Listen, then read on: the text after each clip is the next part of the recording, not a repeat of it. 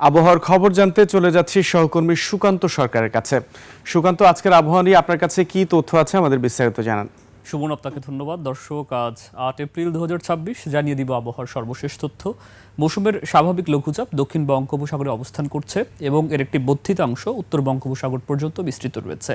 আবহাওয়া অধিদপ্তরের পূর্বাভাসে বলা হয়েছে যে ভোর ৫টা থেকে আজ বেলা ১টার মধ্যে দেশের ৩টি জেলা যশোর, কুষ্টিয়া এবং খুলনার ওপর দিয়ে ঘন্টায় ৪৫ থেকে সর্বোচ্চ ৬০ কিলোমিটার গতিবেগে ঝোড়ো হাওয়া বয়ে যেতে পারে এবং একই সাথে বৃষ্টি এবং বজ্রবৃষ্টির সম্ভাবনার কথা বলা হয়েছে।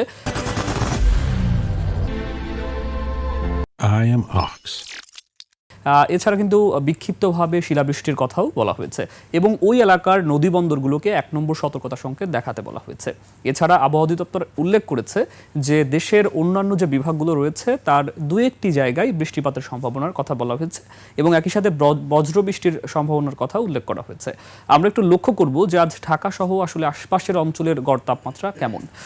আমরা শুরুতেই দেখছি যে ঢাকায় কিন্তু আজকের তাপমাত্রা ২৯ ডিগ্রি সেলসিয়াস এবং কুমিল্লাতে কিছুটা কম ২৮ ডিগ্রি সেলসিয়াস এবং ফরিদপুরে যদি আমরা দেখি এখানে দেখছি যে আরও একটু তাপমাত্রা কম ২৭ ডিগ্রি এবং একই সাথে ঝিনাইদহে আমরা দেখছি ২৭, যশোরে লক্ষ্য করছি ২৭, খুলনাতে ২ ডিগ্রি তাপমাত্রা বেশি লক্ষ্য করছি ২৯ ডিগ্রি এবং রাঙামাটিতে ২৭ ডিগ্রি, বরিশালে ২৭ ডিগ্রি, এছাড়া চট্টগ্রামে দেখছি ১ ডিগ্রি বেশি, সেখানে ২৮, কিশোরগঞ্জে দেখতে পাচ্ছি বেশ তাপমাত্রা কম ২৫ ডিগ্রি সেলসিয়াস এবং ময়মনসিংহতেও একই তাপমাত্রা ২৫ ডিগ্রি সেলসিয়াস।